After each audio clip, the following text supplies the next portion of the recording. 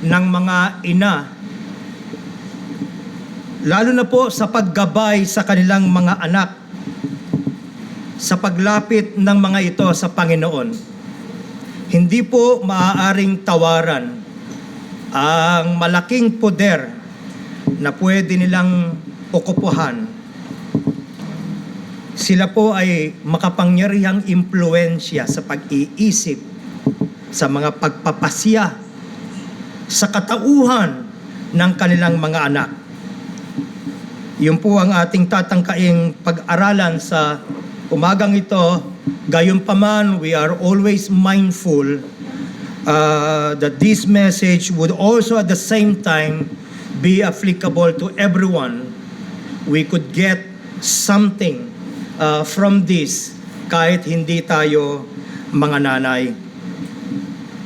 Nasabi po natin na malaki ang papel ng mga ina sa paggabay at impluwensya sa kanilang mga anak sa paglapit sa Diyos. On the other hand, maaaring malaki rin ang papel na ginagampanan at gagampanan ng isang ina o magulang for that matter sa paglayo ng isang bata sa Panginoon. Alinman sa dalawa, hindi tayo totally excused because we do have responsibilities that we need to perform. Marami po tayong mga halimbawa na pwedeng kunin, pero sa umagang ito, bayaan yung silipin natin ang buhay ni Augustine. Si Augustine po ay nabuhay ng isang napaka-promiscuous na uri ng pamumuhay. He lived a wild life, so to speak. Ginagawa niya kung ano ang gusto niya. He was so sexually active up to his early 30s. Sobrang kilala siya na namumuhay ng may kasamaan, namumuhay ng makasalanan, kahit na noong mga panahong siya ay nag-aaral na sapagkat siya ay isang scholar. Ngunit ang kanyang ina, ang pangalan nito ay si Monica, ay nandoon, walang sawa na nananalangin para sa kanyang anak. Malinaw sa isip ng ina ni Augustine na wala nang pwedeng hahalaga pa kundi ang anak niya ay mailapit sa Diyos na sinasampalatayanan niya. Alam niya ang karanasan because siya mismo ay nakapag-asawa ng isang hindi sumasampalataya sa Diyos. Hindi dahil gusto niya, kundi she was forced. Siya ay pinilit ng kanyang magulang na pakasal sa isang walang pagkilala at pagpapahalaga sa Diyos. At alam niya kung anong ibig sabihin ng mamuhay kasama ang isang lalaki na walang takot sa Diyos. At panalangin niya na ang kanyang anak ay hindi magkagayon. Ganito po ang patotoo mismo ni Augustine sa kanyang pamosong aklat na may pamangkat na confession. Ang confession po ay paglalahad niya ng kanyang mga karanasan. But at the same time, this is also his confession of praise to his God. Siya ay nagpupuri sa Diyos na hindi siya binitawan nito, na sa kabila ng kanyang napakalayong landas na nilakbay, ang Diyos, hinabol siya, ang Diyos ang may mahabang kamay na nagawang abutan siya at nagawang ibalik siya sa tamang lugar na kanyang kinaroroonan. Our God is able to save, and our God is able to save to the uttermost. He is able to change us completely. He is able to change our hearts from being stony to being sensitive to His Word. Oh, praise be to God. Palaging kagalakan ng dalanon sa tuwinang merong isang anak na matigas ang puso sa mga bagay ng Diyos na ngayon bumabalik sa Diyos dahil naiintindihan niya hindi siya pwedeng mabuhay ng malayo sa Diyos. All you have to do is to read the life of the prodigal son and how difficult it was for him to live a life apart from God. Isa sa kanyang mga entry sa kanyang aklat ay mayroong tala na ganito sa wikang Ingles. There are many things which I do not set down in this book since I am pressed for time. My God, I pray you to accept my confessions and also the gratitude I bear you for all the many things which I pass over in silence. But I will not omit a word that my mind can bring to birth concerning your servant, my mother. Marami akong mga bagay, wika niya, na hindi ko na ilalagay sa aklat na ito sa kakulangan ko ng panahon, ngunit hindi ako magtatanggal ng kahit isang salita pagdating sa pagsasabi ko ng mga bagay patungkol sa aking ina. Now, sinulat niya ito when the Lord already called him in salvation. Siya ay tinawag ng Diyos at nakakilala siya sa Panginoon. Iniwanan niya ang buhay na pariwara. Iniwanan niya ang buhay na masama. At siya ay bumaling palapit sa Diyos. At ito ang kanyang mga tala. Binabalikan niya kung ano ang mga dahil ng kanyang turning back to God from serving idols and for living a life of sin. In the flesh, sabi niya, in the flesh, she brought me to birth in this world. In her heart, she brought me to birth in your eternal light. Sa pisikal, siya ang nagsilang sa akin. Sa espiritual, siya rin ang nagabay sa akin tungo sa iyong liwanag. Siya ang nagturo sa akin tungkol sa isang Diyos na karapat dapat papurihan at sambahin at paglingkuran. I want all of the mothers here to do a personal reflection. Am I that kind of a mother? Ako ba ay isang ina na kasangkapan ng Diyos para maglapit sa aking anak sa Kanya? Pasasalamatan ng iyong anak kung ikaw ay kinasangkapan niya at ikalulungkot kung hindi man ikagagalit ng iyong anak kung pananatilihin mo siyang lumalakad sa landas na alam mong palayo ng palayo sa Diyos. Dahil sa dulo, alam na natin ang ibig sabihin. The end thereof is destruction. You cannot walk away from God and expect happiness and joy in the end. Oh my.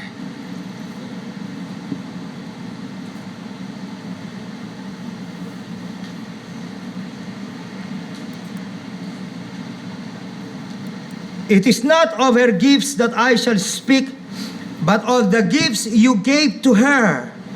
For she was neither her own maker nor her own teacher. It was you who made her. Imagine niyo yung tamang perspective na meron si Augustine. He was not actually praising his mother. He was praising the God, the Creator, who gave him his mother. And indeed, a godly mother is a precious gift from God to her children.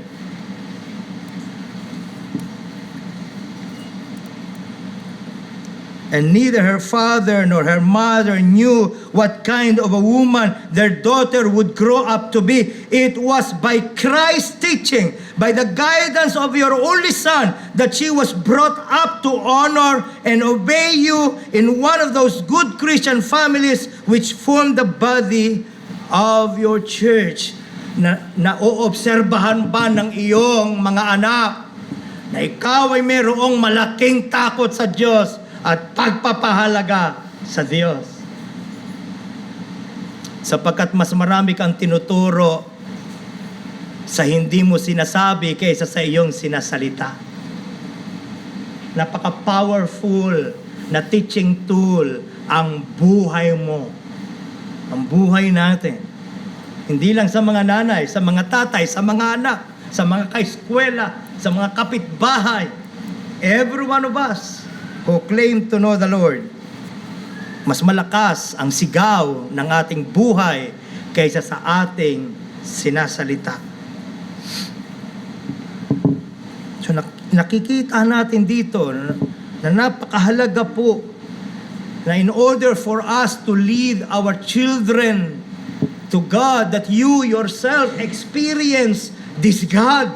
Ikaw mismo, nararanasan mo ang Diyos na ito. Hindi mo pwedeng sabihin sa mga anak mo na masarap ang maging malapit sa Diyos habang ikaw ay malayo sa Diyos, habang ang puso mo ay patalikod ng patalikod sa Diyos.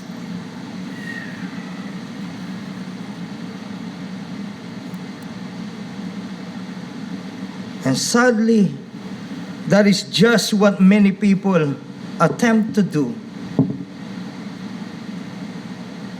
Ang magsabi na siya ay Kristiyano sa labi lamang, ngunit hindi sa kanyang puso at sa kanyang buhay. Robert Murray McCheyne once said, "The greatest need of my people is my personal holiness." Hindi lang yan totoo sa isang pastor na kagaya ni Robert Murray McCheyne. Yan ay totoo sa lahat sa atin at totoo sa mga nanay. The greatest need of your children is your personal holiness, without which, according to the Bible, no one shall see the Lord. Are you walking a life that is set apart for God?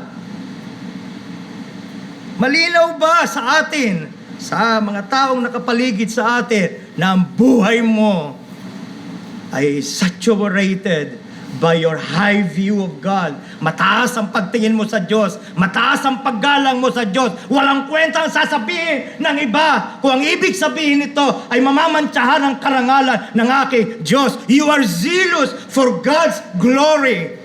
You are zealous for God's name. Mga kapatid, nabubuhay tayo sa isang mundo na madaling magkaalaman ng buhay-buhay.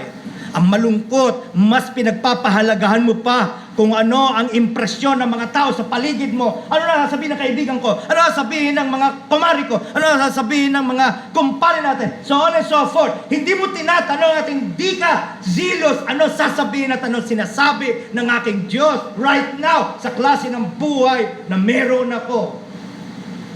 Nabubuhay ka na hindi para sa kanino man, kundi para sa ibang tao.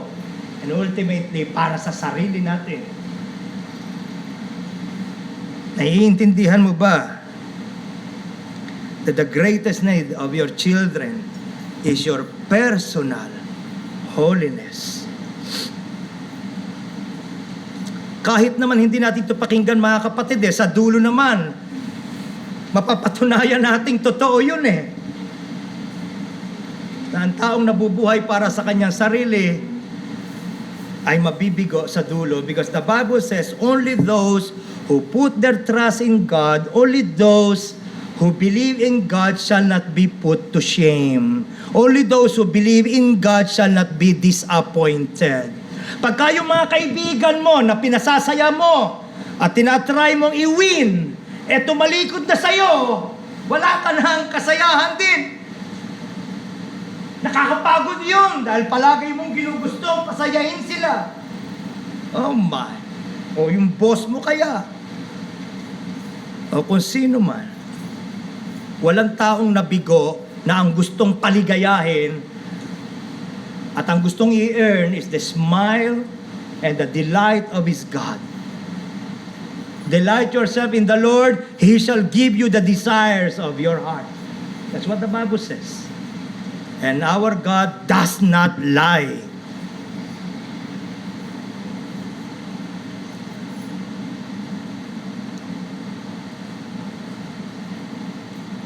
Tingnan ninyo ang observation. Nag-o-observe si Augustine. At yun yung dahilan bakit naakit siya na naakit palapit sa Diyos kahit nung una ayaw niya sa Diyos. Isa sa testimony ng kanyang nanay ay ito. Nakatala sa kanyang aklat. Whenever she could, she used to act the part of a peacemaker between souls in some conflict over some quarrel. Ang nanay niya ay peacemaker. Na-observe niya na kailanman may pagkakataon, ang nanay niya ay tagapagkasundo sa dalawang partidong nag-aaway. When misunderstanding is right and hatred raw and undigested, it often gives vent in the presence of a friend to spite against an absent enemy. Pagkasariwang-sariwa pa yung galit mo at puot mo sa isang tao, pagka meron kang pwedeng pagsabihan, sariwang-sariwa din, nasasabihin mo lahat ng mapapait tungkol sa isang itinuturing mong kaaway. But if one woman launched a bitter tirade against another in my mother's hearing, she never repeated to either what the other had said, except for such things as were likely to reconcile them. Pero wika, naobserbahan ko na kapag ka ang nanay ko ang nakakarinig ng mga sariwang-sariwang puot at galit mula sa labi ng mga nag-aaway, hindi niya sinasabi ang mapapait na ito sa iba, lalo na sa kanyang kaaway, maliban sa mabubuting bagay na maaaring magdala sa pagkakasundo. Oh my!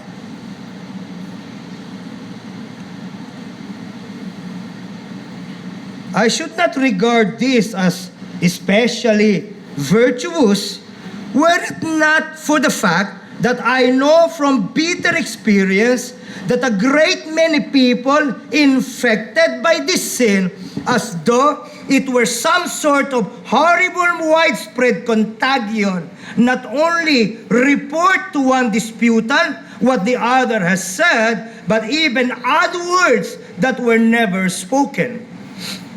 Di ko naman talaga ituturing na ito ay espesyal na katangian ng aking ina, kung hindi naobserbahan ko sa aking paligid na kailanmat may mga pag-aaway, hindi lang sinasabi nilang lahat ng mapapait na kanilang narinig, nagdadagdag pa sila.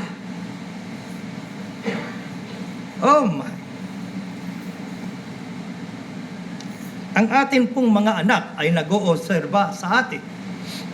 Tayo na mga umaawit pagka-araw ng linggo, how awesome our God is, ay siya rin kausap nila pagka-araw ng Lunes at ng Martes, at naririnig nila pagkakausap mo ang kumare mo, at kung gaano ka mangwasak ng karakter ng iba na wala siyang tsansang ipagtanggol ang sarili niya.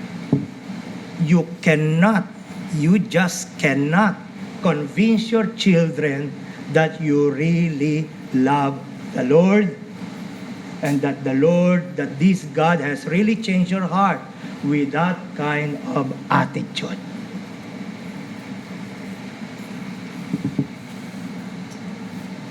You cannot lead someone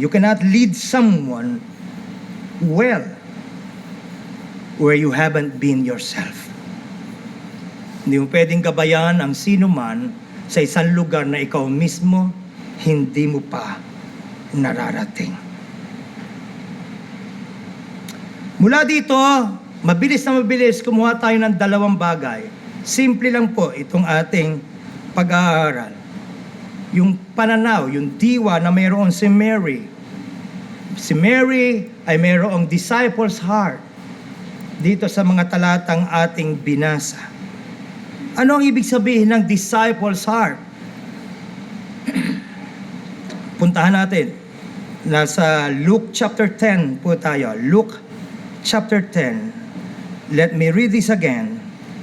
Let me read verse 39. And she had a sister called Mary, which also sat at Jesus' feet and heard his word. Dalawang magkapatid. Ang isa si Martha, ang isa si Mary. Si Mary ay natagpuan natin sa pagkakataong ito na nasaanan? She was at the feet of Jesus. Anong ibig sabihin nito? Simple ang ibig sabihin nito. Siya ay willing mag-submit sa ating Panginoon. Kinikilala niya ang ating Panginoon as her authority. You are my teacher, you are my master. I am ready and willing to listen to you and hear your guidance and hear your instruction. Hindi siya nandoon sa paanan ni Jesus para sabihin kung ano gusto niyang mangyari. Nandun siya para makinig at magsabi, Panginoon, ano ang gusto mong mangyari sa buhay ko? Taglay po ba natin, mga ina, ang isang diwa ng isang tagasunod? Do you possess a disciple's heart? Are you willing? Are you willing to leave everything so that you may hear what thus saith the Lord? Na pinapakita mo at nararamdaman mo, wala nang mas hahalaga pa. Mga anak, wala, I'm telling you mga kapatid, I share Augustine's gratitude to God because my mother too loves the Lord. At siya ang nagturo sa aming magkapatid na wala nang mas hahalaga pa kaysa sa Panginoon. Kung bakit hanggang ngayon kami ay nakapagpapatuloy dahil merong isang ina na mariin na nagbigay ng boundary. Ito ang mahalaga. Hindi mimisang narinig nyo sa amin, sa akin, na nagkakaingay na sa paligid, kami nagdi-devotion pa. She would read a passage of a scripture and she would explain to us kung anong ibig sabihin nun. She would ask me in my very amateurish way of doing it, play the guitar and sing, and my sister would sleep. She would sing along with me. Pumuputok na, maingay na, atat na, hayaan yung gamitin ko yung salita na yon, kami na makisaya sa iba, o kumain kaya ng medianoche, handa, pero ang aming ina, mananalangin pa tayo, aawit pa tayo. And more often than not, by the time that we finish our devotion, the putukans are over. Tapos na. Pero ngayon namin naiintindihan kung gaano kahalaga ito. Malayo na sana kami sa Panginoon kung hindi merong isang ina. To the point na ngayon, yung aming ama who used to be an unbeliever was so convinced na buhay at tunay ang Diyos na kanyang pinaglilingkuran at ngayon ang aming ama ay bahagi na ng simbahan at ng pananampalataya. Oo mga kapatid, kamusta ang iyong pagsunod sa Panginoon? Huwag mong asahan na ang mga anak mo ay magkakaroon ng takot sa Panginoon. Kung wala ka nito, huwag mong hanapin sa kanila yung di mo taglay.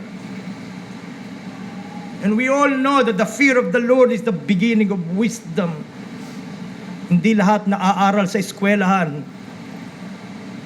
Mga tamang pagpapasya, ang mga matuwid na pagpapasya ay ginagawa mula sa isang pusong may malaking pagpapahalaga sa Diyos na nagdududa sa kanya sariling kakayahan, ngunit may malakas na pagtitiwala sa maggagawa ng kanyang Diyos.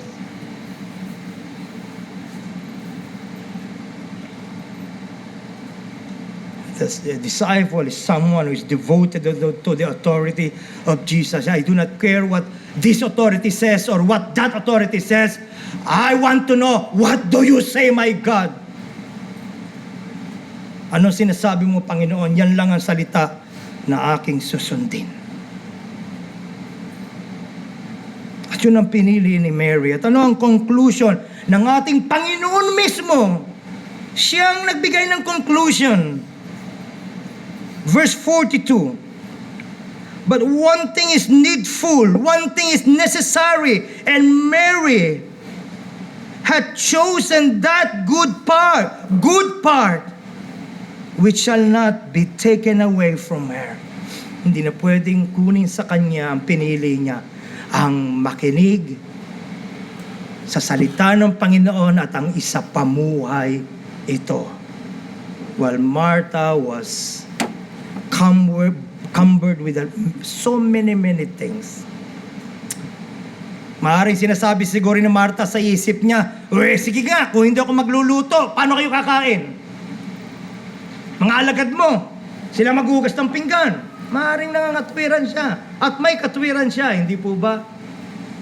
Ngunit kung gayon ang kanyang pag-iisip, namimiss niya kung anong ibig sabihin ng ating Panginoon. Ang dami-daming distraction na pwedeng pumasok sa buhay nyo bilang mga magulang. Huwag niyong hayaan na maglayo ito sa atin, sa ating Panginoon. Nasa dulong bahagi ng buhay, si Monica, mamamatay na siya, may karamdaman siya. Ito ang mga huling salita na kanyang iniwan sa kanyang anak na si Augustine. This life has lost all hold on me. For 3 decades, I prayed that the Lord would make you a Christian, and you are a Christian now. This life has no more hold on me. Naiintindihan niyo kung anong ibig sabihin ni Monica, the mother of Augustine? Ang ultimate mission niya na nilagay niya sa harapan niya bilang isang ina ay ang maidala ang kanyang anak sa Panginoon. Kaya na ang anak niya ay lumapit na sa Panginoon at kumilala sa Panginoon, sabi niya, wala nang dahilan para ako mabuhay. Mga kapatid, ano ang ultimate mission mo? What is your ultimate goal? Why do you exist? Do you know the answer to that very simple and yet complex at the same time question? Bakit ka umiiral? Bakit ka nabubuhay? Hindi pa kumpleto hanggat wala pa akong malaking bahay. Hindi pa kumpleto hanggat wala pa tayong sasakyan. Noong nandoon kami sa bahay ni Kuya, ang tawag namin doon sa aming tinuntahan lugar ay bahay ni Kuya. Nasa tabi kami ng swimming pool, kami mag-asawa. Sabi niya, tama na yung ganito kalaking bahay. May ganito kalaking swimming pool. Tama na yun. Sabi ko, oo nga. Hindi naman tayo maraming hinahanap. Napakalaki po ng bahay. Pero sa totoo lang, alam namin sa aming puso na sa dulo kung hindi ibigay ng Panginoon, walang kulang sa buhay. Because if you have Christ, you are complete in Him. Don't get distracted. That's what happened to Martha. And don't be anxious about so many things. 10 years from now, yung ipinampuyat mo, kinuha mo ng makikipagpatayan ka pa, nakipagkagalit ka pa, nakipag-away ka pa. 10 years from now, most probably, sasabihin mo, ito lang yung ipinakipagpatayan ko, walang kakwenta-kwenta. Because in the end, vanity of vanities, all things are vanities. Everything under the sun is vanity. Hanggang nabubuhay ka, pursue your dreams and your goals. Walang masama dyan. Pero sana ipursu mo yan nang hindi malayo sa Diyos. Dahil kung lumalayo ka na sa Diyos, walang kwenta kahit ano pa ang maabot mo sa buhay na ito. Maaaring hindi ko na makikita at ayoko namang makita. Pero patutunayan ng Diyos, walang lumayo sa Kanya na nagtagumpay. It's just a matter of time. And I don't want to see you fall. I want to see you growing in grace and in the knowledge of our God. Let's all stand.